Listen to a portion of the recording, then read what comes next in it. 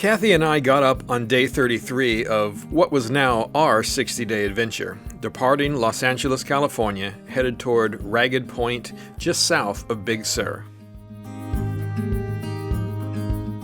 Having lived a good portion of our lives in Southern California, at least the first part of this day would be riding through some familiar territory. And even though traffic along beach roads was heavy at times, the views were still spectacular.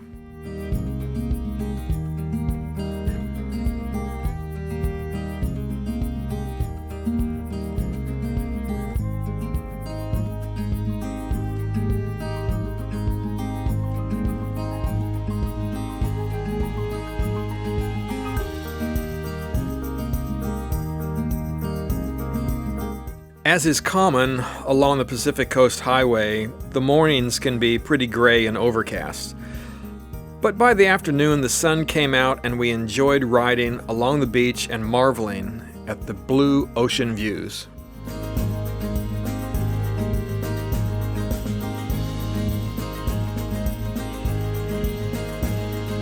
Along the way to Ragged Point, we stopped in Santa Barbara. I really wanted to cruise the main drag, which is called State Street. I went to the University of California in Santa Barbara and have loved visiting there when I go to California, so this was a bit of a homecoming for me. And we had a really long day ahead of us, so it was just a drive-through visit. What I really wanted to do was get off the 101, go up State Street from the bottom all the way up to the top, and maybe even drive by my old apartment. But we really didn't have too much time to do that. We couldn't walk around or anything. But Craig did take me up the street a little ways, and let me tell you, it was beautiful. Leaving Santa Barbara, we headed inland for a few hours to avoid the congested coastal roads. The inland route is beautiful, riding through the San Marcos Pass before rejoining 101 near Los Olivos, and eventually Route 1 in San Luis Obispo. By the way, that's Louis or Louise, never Louis. By the way, that's Santa Barbara and Marcos Pass. If you're from Boston.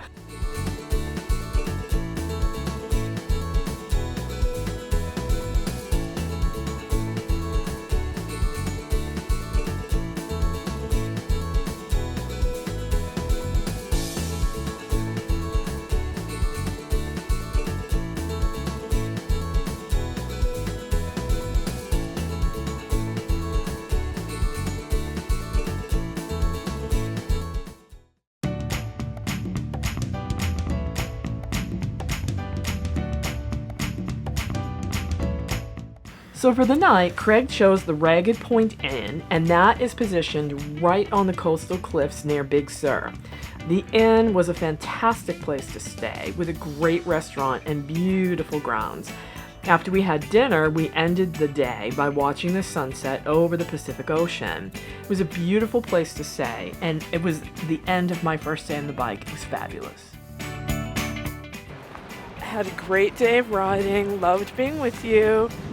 Loved all the scenes we experienced, and this place, Ragged Point Inn, 2 thumbs up. Beautiful grounds, beautiful.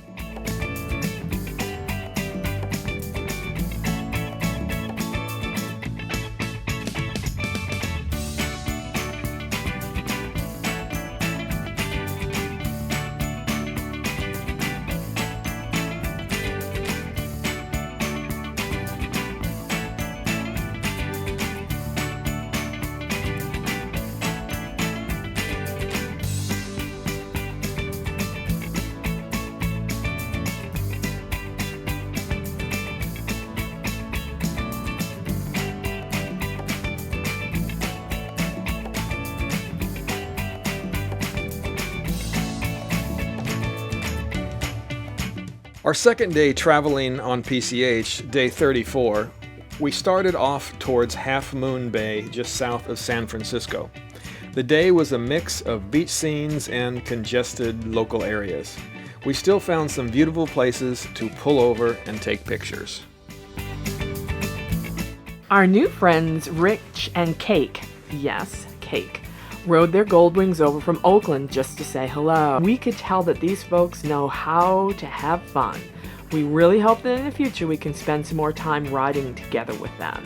Go ahead and check out their YouTube channel, Boots and Jeans Riders.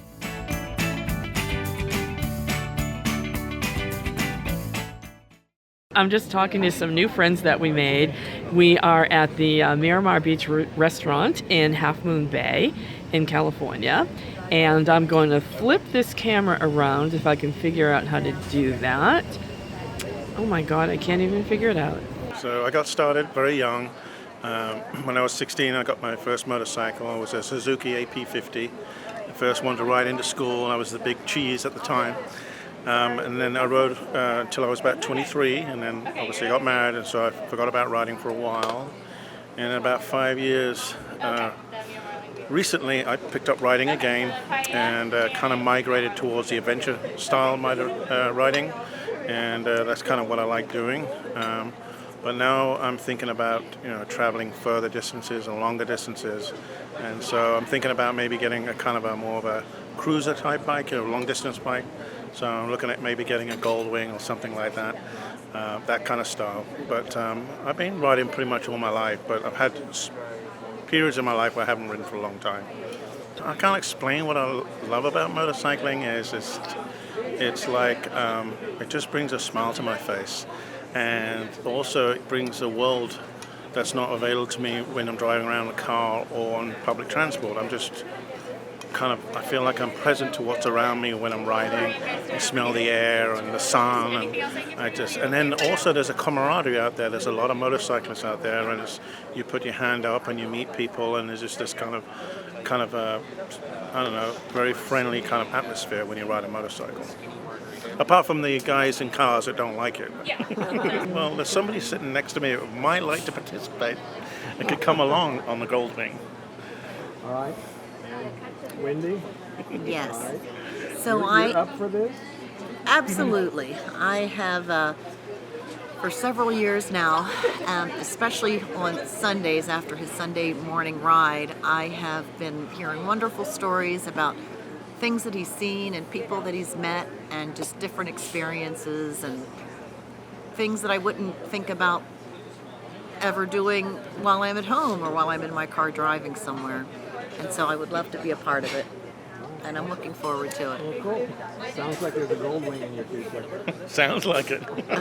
I started off with a Kawasaki 175 when I was coming out of high school. I had ridden a Suzuki scooter back before scooters were very cool to ride in high school, and I was teased a lot about it, but I said I was going to get a real bike. So I got a 175 Kawasaki and took it on a very long trip right away. So I went up to Colorado and did a 3 or 4 day journey on it, and was just smitten by motorcycling. So I went from there, I had that for 2 or 3 years, and then I jumped up to a Suzuki 750 Water Buffalo, the first water-cooled bike back in the 70s.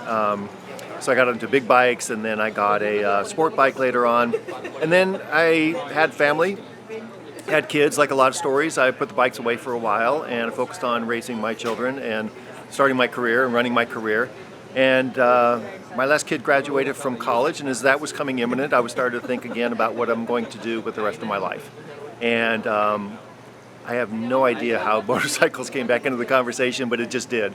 And when I started thinking about it, it just seemed like it really fit together.